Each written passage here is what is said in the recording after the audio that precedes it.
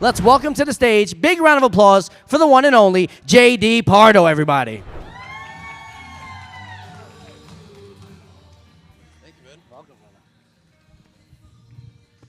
All right.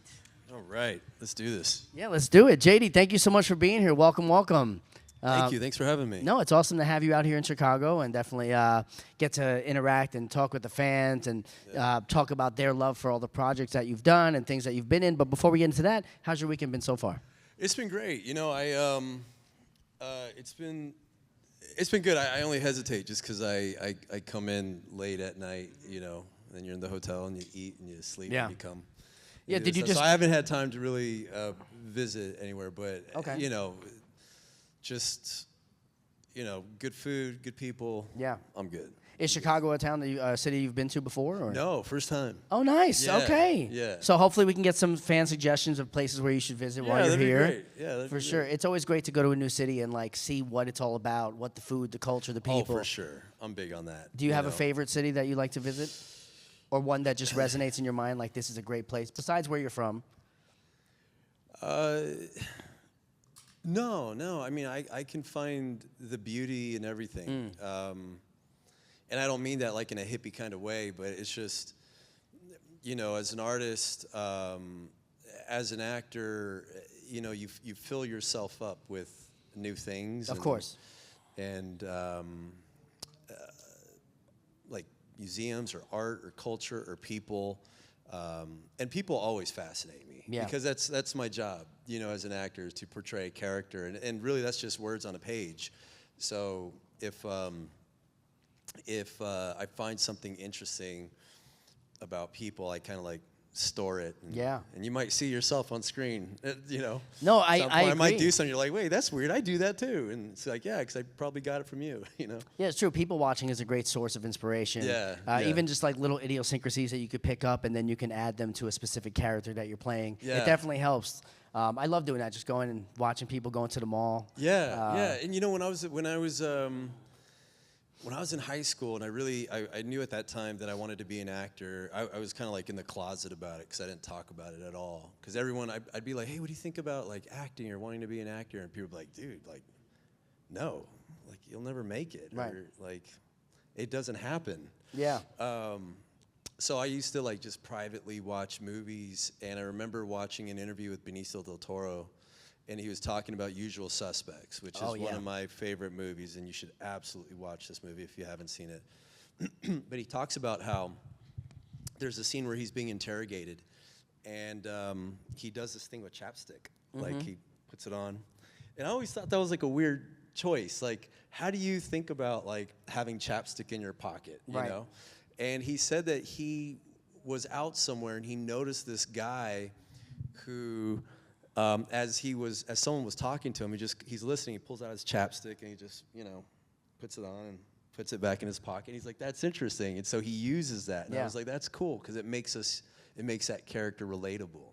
Totally, and it's definitely something that you recognize and remember. About that character. It makes them stand out. Like those little nuanced additions really make a character pop. I love that stuff. Man. That's like a turn on for me. So you mentioned Benicio del Toro. I want to talk about some more of your inspirations. What are some other actors or performers who like that you aspire to not be like, but in your journey through acting, be like that? I want to do that. I mean, I love a lot of people for different reasons. I was really fascinated by Clark Gable. Back in the day, my mother was a huge, like, she loves classic cinema, and, you know, I remember watching Gone with the Wind, which I watched a bunch of times, and Clark Gable's a man, like, that dude's a man, right? He's, like, big, tall, and, you know, talks like this, and I was fascinated to learn that he has a naturally high voice. Wow. And in order to work within the studio system, he had to work on his voice and with the coach, so he had to learn how to bring it down here.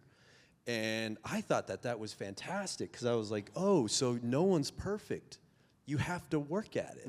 And so I can work at it maybe and perfect this craft and this thing. He's one Marlon Brando is obviously, you know, the god of many actors. James Dean was important because he threw himself into every role, which is something I try to do. Daniel Day-Lewis is also the GOAT. I love how Daniel Day-Lewis doesn't have to do a project every year, and he's the greatest. It's like he does something when it means something to him, and that taught me a lot, that money isn't everything, that money, you know, it's about really feeling connected to a role and to a part. Absolutely, yeah. Edward Norton, he's so smart, and he just brings that intelligence, like American History X. Oh, it's he's great. like a Nazi skinhead, but he's smart, and he's wicked smart, and that's Ed Norton, you know? I mean, there are many. Tom Hardy, I love his intensity. Leonardo DiCaprio, he just always seems to be so focused in every role. Tom Cruise has this laser focus. I love Tom Cruise. Paul Newman is just so natural and funny. I love him in The Color of Money, which is a great movie, another movie you should all watch if you don't. I mean, obviously I love movies, so I can talk about this all day long. I can see that, yeah. But yeah, I have a lot of influences that I just sort of, and then I think the hard part is finding yourself in all that, right? Yeah, and you know, trying to take the best pieces of all the other things and trying to mold them into who you want to be, and like, but also remain genuine to yourself. Yeah. Not trying to do a mimic act or a impersonation of these people, but just take those pieces and say, I'm going to add these to my toolkit. And that's tough. Yeah. It's tough to trust yourself. It's tough to know that you're enough, man. You know, a lot of the times it's like you just got to bring yourself to the party. And I think that that's what I've really learned as it's going on, and I'm still learning, is that a lot of times we stop ourselves from like wanting that next job or thinking like this is something I really want to do, but I'll settle for this. And it's because it's fear. You think that you can't do it. Right. You know, and it's really, man, that stuff is so not true. Yeah. You know, so that's what I've just been learning about. And how do you use that when it comes to auditioning? Because of course auditioning is a very tedious and arduous endeavor, and a lot of people let it affect them. And you know, when you're a young actor, you can go on all the auditions and hear no a million times, and some people get affected by that. How do you persevere through all that to, you know, the trajectory that you're on in your career to be successful? You know, it still hurts.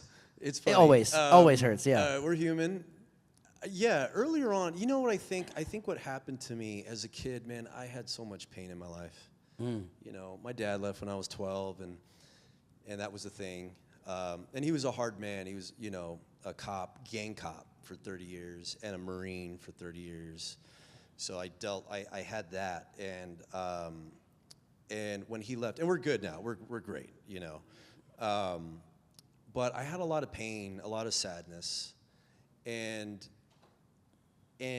because of that, like a lot of rejection, I was carrying a lot of stuff, and you know, what I found was, like, by the time I got to acting, like, it's embarrassing and it's vulnerable and you're doing a lot of things and you're throwing yourself out there, but I became like Jim Carrey in a sense, like, where you're like, okay, you're telling me no, but there's a chance. You know? Like, I became that guy. Nice. You're like, well, there's a chance, man. Like, what if I made it? What if I did it? And I approached a lot of my auditions like that what if? Like, yeah, they're I'll never book this movie, but what if? Yeah. And then the more now for me, I feel I've given up a lot of that anxiety of, am I going to work? Am I not going to work? I feel like God's going to put me in a place where he wants me to be. And I think that you just got to do that. There's so much that's not in my control. You know, like a lot of times you guys watch a movie, and I've said this to some of you that have come to the table, and we've talked about movies and stuff, and I've just said, like, sometimes, a lot of times, you're, like, who you're watching wasn't the first choice of the actor. Like, they have a list of actors that they want, and, like, the first person is filled for 3 years. You know, and the next one, you know, will work, but they want back-end points, and they want cast approval and creative control. Like, no, see ya. And then the next one is like, well, they kind of like it, and can you change the script? And you're like, nope. And then the fourth one is just like, yeah, they love it, and they're great. Yeah. And then you see the movie, and you're like, wow, they were the star. No, they weren't, but it just fell like that. So I just try to put my best foot forward, and I try not to take it personally. Business is business, and I feel good in that sense. That's just, I'm gonna give my interpretation. And honestly, would you want to do a project or be a part of anything if they didn't want your interpretation? Oh, absolutely not. I just quit. Probably not. I'd be a talking monkey. You know what I mean? Like, and you don't need me for that. Mm-hmm. So that's how I approach it. But it's still like, there's some that you obviously want. Right. And it still stings and sometimes. You're like, oh God, I didn't get it. Yeah. You know. Do you remember? Do you recall the first, like, okay, you're on your way, you're doing auditions, you're booking things here and there. Do you remember the first real gig that you booked where you were like, wow, this is happening for me?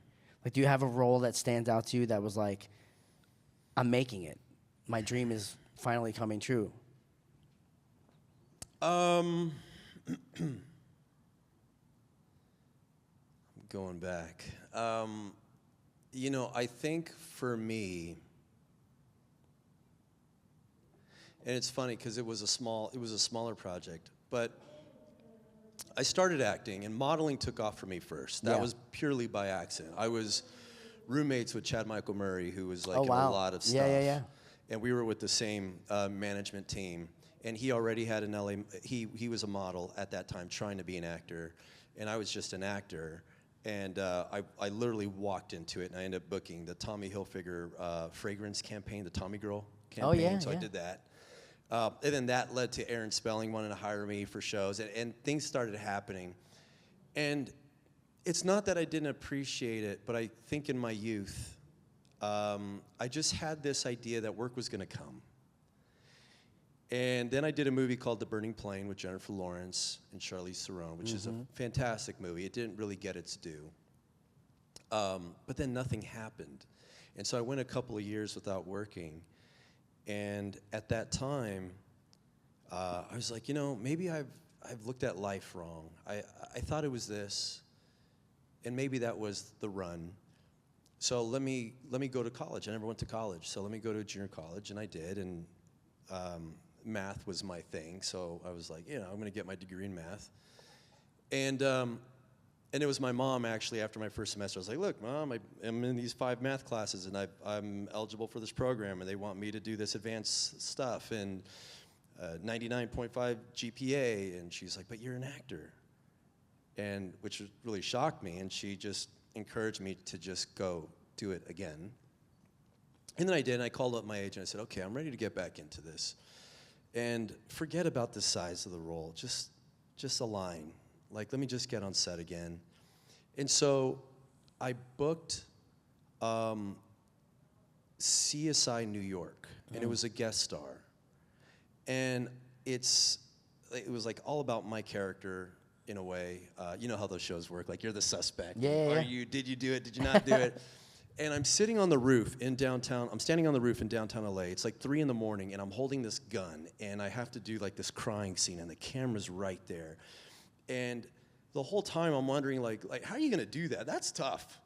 That is tough. Like, you're cold, you know, you're tired. Yeah. And now you have to cry when they're like, everyone's talking and everything, and they're doing all this stuff, and they're like, okay, ready, and it's like, then you gotta like get into it, you know? And I was wondering how I was gonna do it, and then they said, action. And I just like locked in, and I did it. And while I was doing it, I was like, oh my God, I'm an actor. Like, I do this. That's awesome. And like, I'm not just doing this, but I'm good at this. And that was the first time that I felt like I was good. Yeah. You know? And then as soon as that was done, it was like, oh man, then Twilight happened, then Snitch happened. It was just like bing, bing, bing, bing, bing, and then I did Mayans. And Mayans, I was just able to really grow. I was ready. Yeah. I was ready for Mayans. That's really awesome, man. And I appreciate you sharing that with us. Oh, thank you. No, thank you. So, you know, you had the chance to be Easy in Mayans, and then also you were Nahuel in Twilight. What do you get recognized for more, the bike or the bite? I don't know. I think for I think it's been more Mayans. I think it really resonated with people, and especially the Latino community, because it was finally something that was like an all Latino cast and something that they could relate to, you know. And I never really looked at acting like that, you know. Like I'm pure Latino, and you know, I'm first born in LA, first generation in America, and so much of it is just like trying to survive. You see your parents trying to survive. Yeah. So they want you to go to school. They want you to do good things, and so when I got into the business, like everybody's for themselves. Mm-hmm. So I was just like, I'm an actor. I'm trying to act, you know. And I didn't really care about representing a community. Like, I'm representing myself. Right. You know? But then I did Mayans. And a lot of the community that started coming up to me and just seeing how much it meant to them, I was like, wow, I may not have thought like this, but it is a responsibility that I need to be aware of. And it's a part of what it is, you know? So it became powerful in that sense, of course, you know, where I finally got to do something that was relatable for the community, and just to hear other Latinos be like, hey man, like, you think I could be an actor or like this? It's like, fuck yeah, you know, and that's cool. Like, that's great because the arts saved me, you know. Yeah, it's great to see our people get represented on screen in that way. And like you said, having an all Latino cast, it's really amazing just for, like you said, for our community. Because I'm Puerto Rican. Yeah. So, like, to see a Latino show and to see it thrive for as well as it did, again, it's just wonderful to see the representation in media. Yeah, absolutely. I'm with you. Yeah, for sure. Yeah, yeah. You definitely crushed it, and you got to work with. And I introduced myself backstage. My name is Elgin, and you got to work with Elgin. I was gonna say something back there when you're like, my name is Elgin. I was like, in my head, I was like, I don't know how many Elgins you meet. You're the second Elgin I know. That's awesome. I don't know many Elgins. I don't know any other Elgins, to be honest with you. It's an odd name. But you got to work with Elgin on the show. Yeah. And what was it like collaborating with him and like sharing your insights with each other? Was it a collaborative effort, or was he more like stick to the script? Elgin's pure collaborative, man. And the one thing that we really wanted to focus on with Mayans was just the prison side of it. And I said that to some of the people that have come to the table, but we felt like so many characters on TV would just go to prison and come out like it's nothing. Like even Sons, like it's like a thing. You go in, you go out. Yeah. But as I started to research it, before we started shooting, and I started watching these shows, like this, like Discovery, like documentaries about people that go inside. Man, it's really horrible. It's horrible. You don't come out the same. There's no way you can come out the same. Can't. How could you? You can't, you know? And I wanted, in my head, I was like, I'm doing the show for those people. And so I wanted to show, like, the struggle, you know, of, like, trying to get a job or how people look at you, having relationships, the trauma, always feeling like you're about to fight. Mm-hmm. You know, but then you can't because you don't want to go back inside. You know, and it's part of a reason why like Easy had to join the club. You know, too, because like that's kind of all you got. Yeah. You know, when you're marked like that, and so Elgin's a real dude. He served time, and it's a part of his story. And so we talked a lot about that, and you learn the difference between like who's really bad and who's not. Right. You know, like we just like know, like if dudes are there barking, you know, or trying to flaunt their stuff, you're like, okay. Yeah. You know, but the ones who are like looking at you and quiet, the quiet ones are the ones you worry about. Yeah. You know, you're for like, sure. Okay. What do they say? Like the all bark and no bite. Yeah, man. It's a different level. You know, and you know, I'll tell you, like, so when I was doing this movie Snitch with The Rock. There were two characters. One was John Bernthal, and then there was Rock. And I was doing the scene with him, and we had a tech advisor with us. And my character is just supposed to be staring at one dude. And so immediately, I'm staring at The Rock, because this dude's big, You know, I need to make sure like I see this guy coming. Yeah. You know, he's dangerous. And the tech, who was like a war hero, like Green Beret, he's like, no, you look at this other guy. And I was like, why? He's like, because he went to prison. And he's like, if there's a scale of 1 to 10, and 10 being like the horrible thing that you could do to get yourself in there, you've already been there. And most people in a confrontation, even if they're fighting or whatever, won't go to 10. They'll have something in them that stops it. Right. Or pulls away.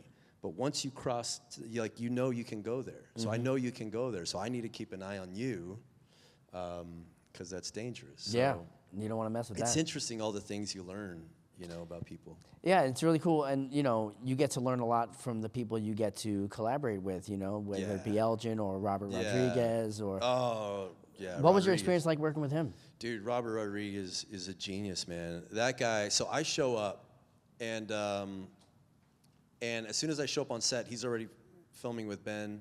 Ben Affleck was in it, and they were just like, they're like, he's in a shot, and then we're gonna break for lunch, so just wait here because he wants to talk to you. And I was like, okay. And I'm just standing there. I just finished wardrobe, and then he comes out and he's like, JD, and I was like, hey. He's like, dude, thank you so much for doing this. I'm like, thank you. You know, like, you're amazing. Yeah, what? Yeah. And he's like, come in my office, and we go to his office, and we're eating, and he's like, let me show you what we're shooting. And he starts showing me all the cuts, and he's like, look at this and look at that. And I'm like, oh my God, wow. And I was like, wait a minute, how did you do that? And he's literally laughing about this edit that he did. Like, he's so giddy about it. And I was like, that's so cool. How'd you do that? And he's like, well, I'm an editor. I started off editing. And I was like, really? He's like, yeah. And he's like, look at this other project I did. And he starts showing, like, I'm going through film school, you know, with this guy. And it was really cool. Like, he's that kind of guy. He films the way he's going to cut, which is very different. Yeah. But that's amazing to know that you can be able to do that. But I guess it's easier when you have control of the edit. Yeah. When you have control of that. But when I directed on Mayans, I use that because I love that. I love what he did. Yeah. You know, and did Elgin, was he there to assist you when you directed, or was he just like, it's all yours? No. So I think, you know, naturally everyone's like, this actor is going to direct, you know. But he, you know, I had the writer with me, and we would share a lot of frames that, you know, these frames are like the images of the screen that you want to show for the story, the setups. And so I had done so much work on what I wanted, and I knew the theme that I wanted for me in my connection to this episode and how I was gonna direct it. I feel for me like directing is a lot like music. I relate to music a lot, and I wanted it to be like a track on the Mayans album. And so I told Elgin all my ideas, and then he showed up, and like the first setup, and he was there sitting with me, like behind me, and I see him. And here I am with like my video village, and I'm like, cut, action, okay, great, now do this, now do that. And then I look back, and he's gone. And I was like, oh man, did I piss him off? Yeah. Did I what? But like the day is moving, so I'm just going throughout the day. Of course, yeah. And then I go home, and it's like, you know, I'd be there like 3:30 in the morning. I'm home by like 10 p.m., 10:30 p.m., preparing for the next morning.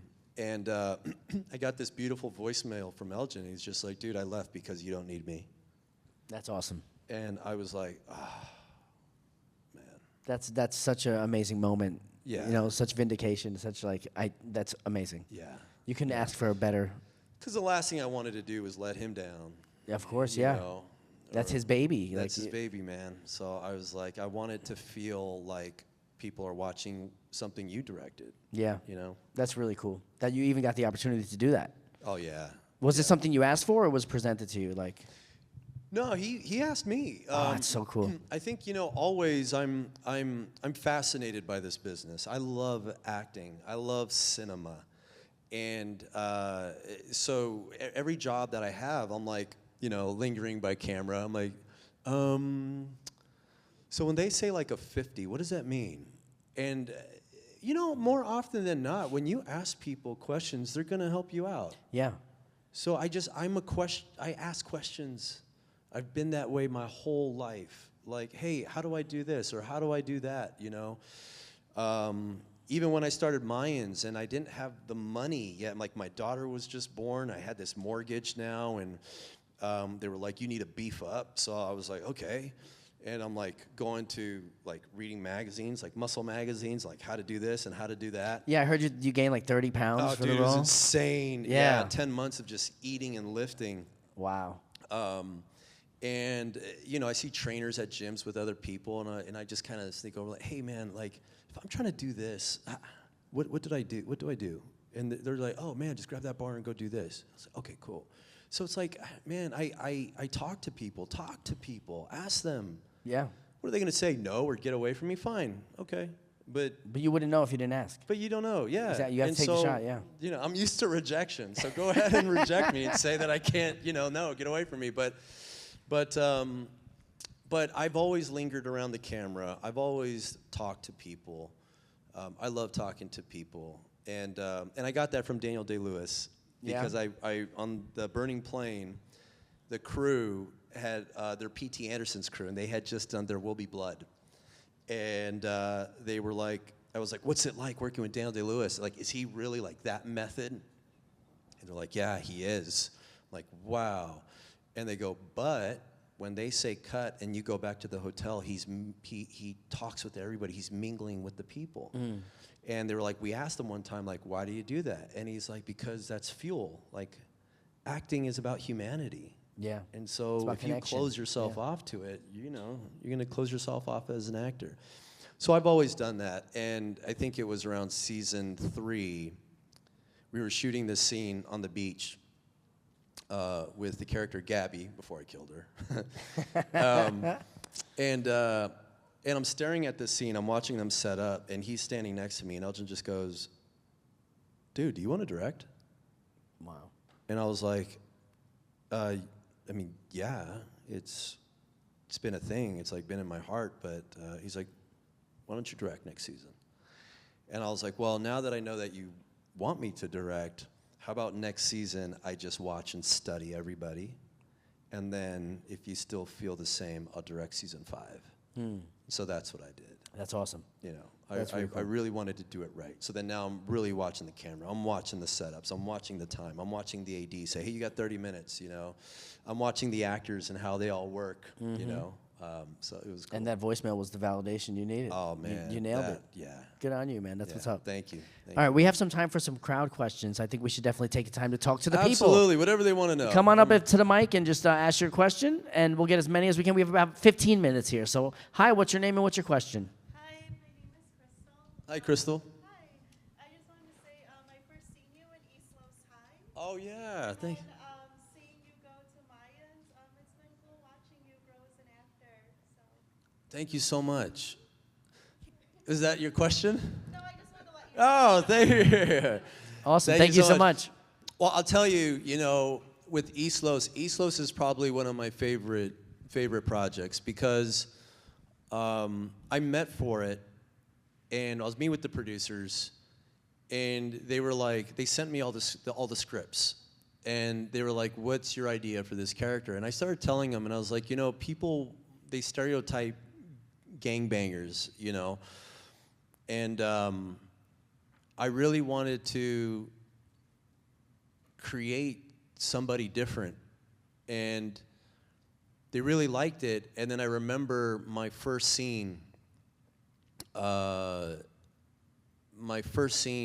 we were shooting it, and I was saying the lines, and then the director, who was the showrunner, comes up to me and he goes, hey, you don't have to say these lines, like say whatever you want now. And he's like, because I can see it in your eyes, like you're already doing it, so whatever you want to say. And that was like the first time out of everything that I had freedom like that, to just be and try and explore. And then I ended up getting nominated for an Emmy for it. And so it was like one of my favorite projects. So thank you. All right, hi, step on up. What's your name and what's your question? Hey, Holly.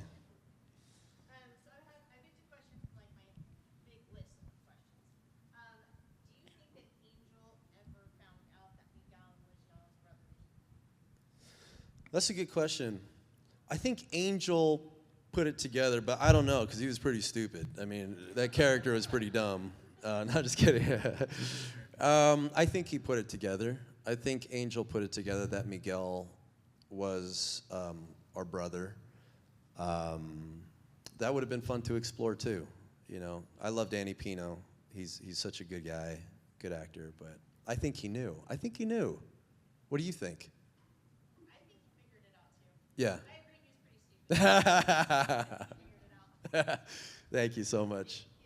All right, thank you so much. Hi, step on up. What's your name and what's your question? Diana again. Hi, Diana. No, we're not stalking you. Oh, yeah, okay. This guy.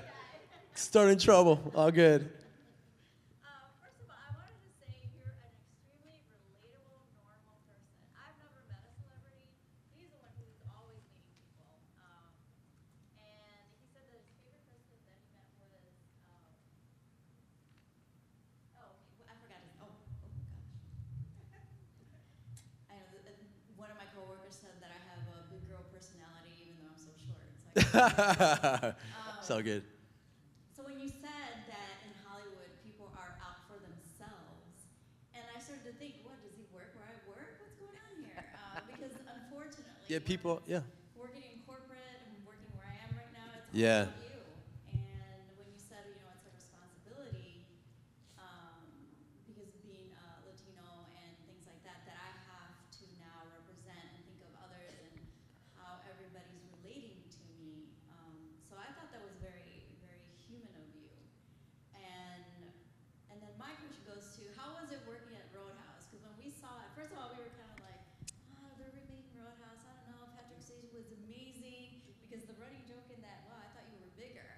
And Yeah. so that was like yeah, I was like, oh, I thought you were bigger. I am Dallas, and like, I thought you were bigger. Yeah. And so how was it with you in the new remake? And I thought you could have gotten a totally different, better character. But Oh, thank you. It was funny. I think I was with my kids. We were grabbing some sushi, and my agent called me, and he's just like, Roadhouse, do you want to do it? And I was like, oh my God, dude, I'm doing Roadhouse. This is amazing. I love Dalton. Patrick Swayze's amazing. And he's like, whoa, whoa, whoa, no. They got Jake Gyllenhaal for that. And I was like, well, who am I gonna be? He's like, you're like one of the henchmen. You're Del. He's like, but you're like the first bad guy. You're like the first level bad guy. And I was like, yeah, it's Roadhouse. You know, I got to do it. But then I really wanted to know because I'm a fan of the first, right? I'm a fan of the original, and I don't like remakes too much. But this one was going to make fun of itself. And so then I met with the director, and we talked about it. And he was like, it was pretty much open to whatever I wanted to do. And I love that, it's scary. But so he was like, you know what would be a good thing? He's like, type in your birthday and then Florida Man. Yeah, I'm from Florida. So you get it. So then I typed in my birthday and Florida Man, and I was like, oh my God, some of these things that these people do, what the hell, like, is that? Like, that was the first time I got exposed to that. And I saw some pictures and like these dudes, and I was like, oh man, like bad bleached hair jobs and like weird tattoos. And I was like, I'll do that. I'll look like that. And then I'm just gonna be a bully, but who's like stupid, you know? And then I just showed up just doing that, and they all loved it, and the director loved it. And he even, during, we were doing that fight scene, and he goes, JD, you're great. So I figured now, why don't we stop the fight in the middle of it, and then you guys have an exchange, and then start the fight again. And I was like, oh, okay, yeah, cool. What do you want me to say? He's like, oh, you're great, you'll figure it out. And I'm like, oh my God. So now we're all talking, and I was like, wait a minute. What if you're like, dude, like, let's call it a draw. And I'm like, what's a draw? You know, like, I don't know what a draw is. Like, does that mean I win? You know, and they're like, that means we all win, Del. It was just so fun. It was really great. It was a good project to do in between Mayans, because Mayans was so heavy, that it was just nice to just play and be reminded of that. So I loved it. Thank you. That was a fun movie to watch. That for was sure. a great one, yeah. How you doing? What's your name and what's your question? Hi, I'm Dan. Hey, Dan. I'm just wondering what type of, like, what was your, like, workouts like for Roadhouse and diet? And how was, like, did you train with, like, Jake Gyllenhaal at all? No, Jake has his own doctors and team and had like a masseuse and everybody that he's, getting rid of, and rightfully so. I mean, the guy's got to carry the movie. It depends on what you want to do with your body. And this is a beautiful thing. You have to know yourself. You have to know your body, and you got to be honest with yourself. So for me, I'm what you would call a hard gainer. I'm naturally lean. And I burn a lot of calories naturally.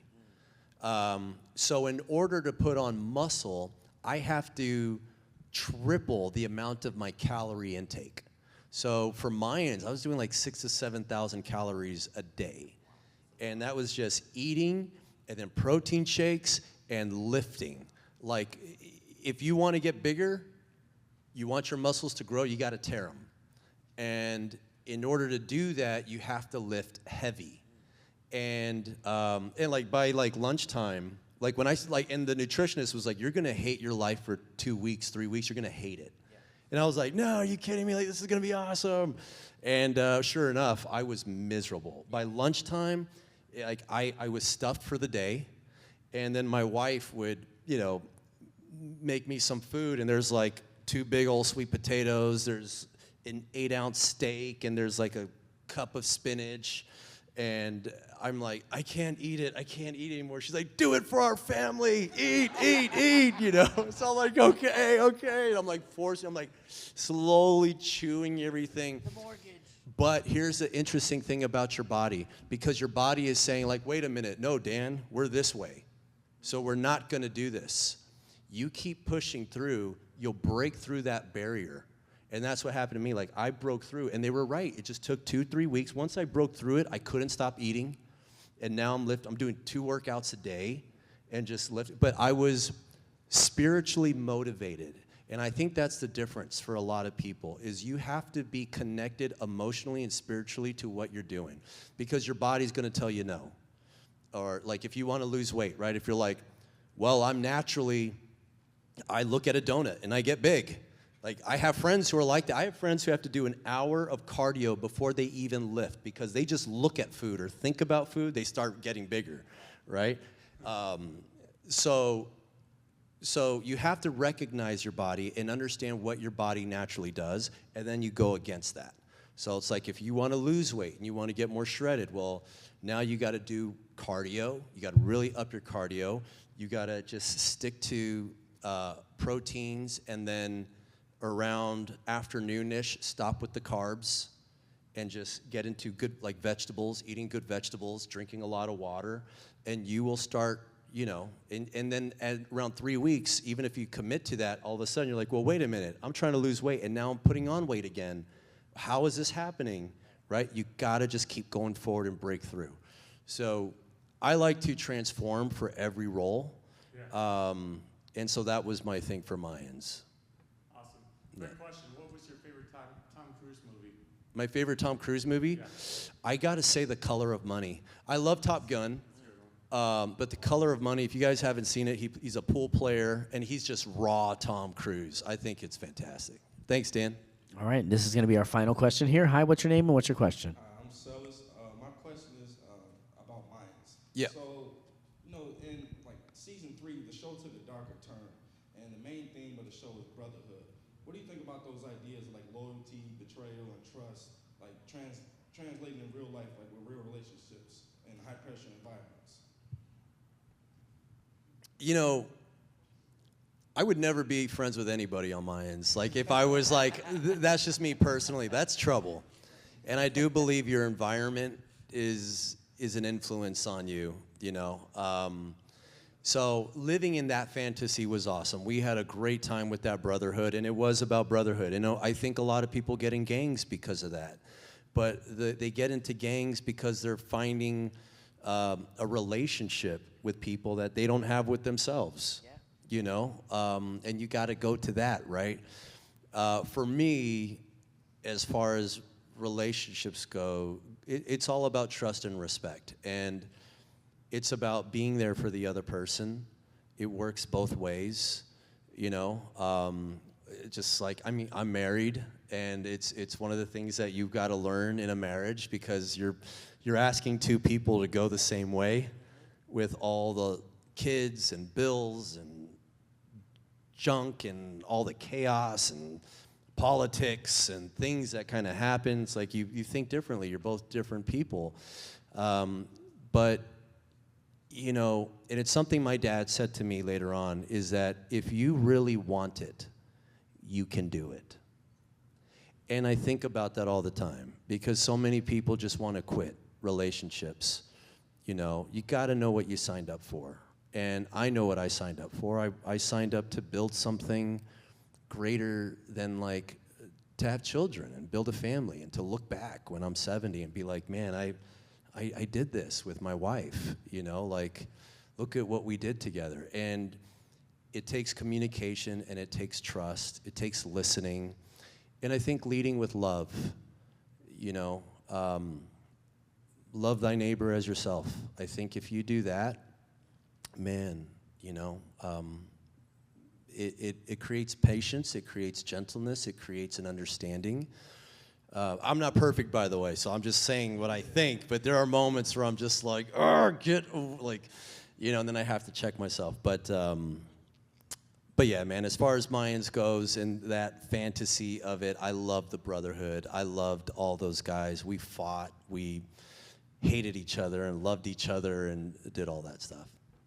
Thank you, brother. Appreciate you. Thank you for your question. And JD, thank you so much for being here. Thank you all for the questions. I really appreciate you. Thank you. And I mean, I can't think of a better place to end it with that message there. If you want to, go for it. It can be yours. You can have it. I mean, it's such a testament to why you're so successful. You see your dreams, you envision them, and you tackle them head on. And I got to give you much praise and thank you so much for being here with us, sharing your story, giving us insight into what makes you tick, and I wish you the best success. What do you have coming up? Anything that we can look forward to? I have a show on Netflix called Untamed that's coming up soon with Eric Bana. Nice. There's a couple of projects that I'm hopefully officially signing on to. I don't talk about it only because it got to the point where, you know, you start talking about these things that you're going to do, and I project like that. You know, my wife is like, why do you do that? Because then if they say, like, you didn't get it, then it's going to suck. And I was like, because I need to do that, you know? And then they started not happening, and I was like, oh, yeah, maybe. Because then people go, hey, what happened to that? And you're like, didn't work out, you know? Yeah. So I keep it to myself. There's a couple of things that hopefully I can have an official announcement on soon. But long-term goal, when I finished Moines, the studio gave me a producing deal, and they were like, make your next show. So that's what I've been focusing on. It takes time, but it'll be mine. So that's what I'm hoping.